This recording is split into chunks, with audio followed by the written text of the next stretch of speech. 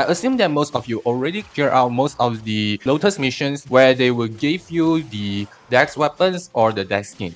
And for me, I already got most of them in the past few years, and so most of them just like an extra weapon slot for me. But there's new weapons that they gave it to us, which is the Dex Nikana, and oh boy, it is weapon very interesting because most of the Dex weapons just the improvement of the original version. But Dex Nikana comes with a unique gimmick where it can make good use of it. So how well would this Dex Nikana be? So without further ado, let's hop right into it. Based on Dex Nikana stat, you can tell that it's a very average, maybe above the little.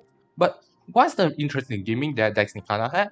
Well, it has one, which is for almost all weapons, you can gain each combo multiplier for every 20 combo and cap out at 12x, except for Venka Prime, which can be capped out at 13x. Dex Nikana allow you to gain one combo multiplier just by 11 combo, but at the cost that you can only cap out at 11x. I can tell from most people where they might think this might not a good idea because 11x means that the value must be lower than 12x. So almost all things including Blood Rush, Whipping Wound, and even a heavy attack all will be slightly less damage compared to the normal weapon. Especially this is only exclusive to Dex Nikana, so for what reason you want to use it. But I managed to find out that the numbers managed to trick you and you forgot to think about more deeply. If you can think truly, then it might not be that bad. Instead, it might be even better than most weapons. Warning. The following part will consist a lot of math calculation, so if you're not a person that enjoy looking at these numbers, you might just want to just skip the video.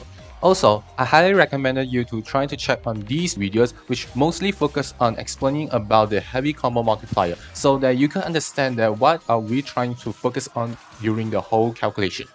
You have been warned. Before we going through all of this, let's start with something simple. I have created a simple formula looks like this, and I try to put out everything in here in case you want to take a look. Let's say about that, if my base crit had 25%, and if I reach out max combo for my Blood Rush, what can I get? Well, I get a total value of 135%.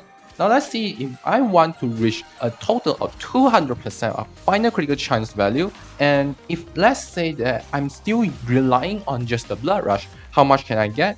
Then my base critical chance should be at around 38%, which is for some weapons they might have, some may not.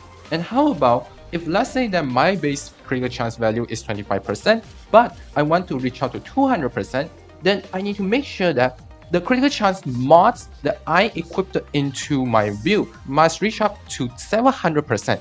After going through that kind of simple calculation, we can use the similar concept to calculate the critical chance value for Dex Nikana as well as the other weapons. Of course, we also consider the status chance as well, except we just switch a little bit. For Dex Nikana, it has 24% of base crit chance and 18% of status chance. If I only relying on Blood Rush and Whipping Wounds, then my final critical chance value should be at 120%, while for status chance will be at 90%. So far so good. But let's say that we're using Venka Prime. Imagine that I'm also reaching the same 11x combo, then I should get 160%, while for status chance get 120%. But if I manage to reach up to the maximum value, which is the 13x combo, then I should get 185.6%, while for the status chance will be at 139.2%. Based on the calculation here, we can immediately see that Venka Prime value totally surpassed Dex Nikana. So you might think that Venka Prime win and Dex Nikana lose. Is that so? I don't think that way.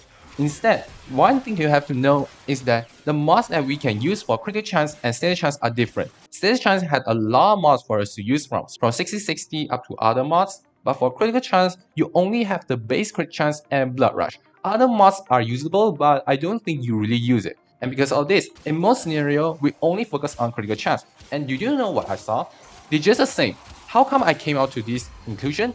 Simple, because both of them still inside the same range. What range? The orange crit range, which is between 100 and 200. Because if let's say you want to increase the damage through critical damage, then it is best that you have to achieve either yellow, orange, red, etc. Means that even though 120% allow you to guarantee get yellow crits and there's a few chance to get orange crit. But for Venka Prime, it just try to increase the chance to get orange crit, but not directly increase the overall output. Yes, you can see that the chances increase, but let's assume the worst case scenario that you never really get the orange crit. Then that way, both will retain in the same yellow crit range. Because of that, we can try to take a look at other assumptions to see that what will the outcomes be. If we assume that we have the same combo counter, which is for Dex Nikana, in order to reach 11x, you can max out at 110. Then assume that for all other weapons, 110 combo counter can only provide at 6x, which if you try to look through it, all the values are not enough to reach out to Dex Nikana. And how about if you try to assume with the same combo multiplier, then for Dex Nikana, you can reach 11x with 110 combo counter, but for all melee weapons, reaching 11x will require 200 combo counter. If we try to calculate with the new math equation as this shown, then we can surely see that Dex Nikana can reach 11x combo multiplier with 155% efficiency, just like how Warframe ability efficiency did. And why don't we try to go through even further? We have the same combo multiplier, why don't we try to maximize the combo multiplier then? For Dex Nikana, we can reach 11x. For all melee weapons, we can reach 12x, and for Venka Prime, we can reach 13x. Did you see the difference here? Dex Nikana reached 11x at 110 combo multiplier, which in the result that the value should be slightly less compared to the other two categories. And if you try to take the lowest combo multiple, or LCM for short, which most math students already know about that, we can see that if we try to doing the heavy attack without the delay, then Dex Nikana can perform 48 times. All melee weapons reach out at 12x can use 24 times, while for Venka Prime can use 22 times. Of course, for all the other melee weapons, they have a chance that they are slightly stronger compared to Dex Nikana as well as Venka Prime, so the damage output can be varied. But based on here, we can surely see that Dex Nikana can perform the number of times which is at least the same or more than the other melee weapons did. And so, based on all the calculation I had gone through, I can surely say that Dex Nikana actually very strong.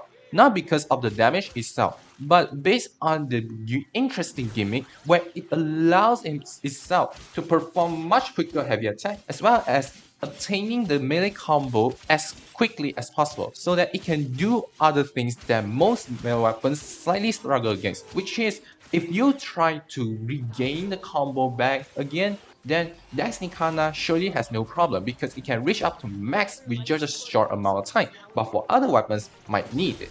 Which is why I think that Dex Nikana is actually very strong. Don't be fooled by the numbers from the surface because if you manage to calculate through everything, I can tell you that this is something that you really need to know. If this is your first time watching, why not leave a like and subscribe to my channel so that you won't miss out any newest contents from me. Why not leave your comments down below if you got any ideas or thoughts you want to share with all of us. And that's it from me, and as always, I will see you all next time. Bye bye!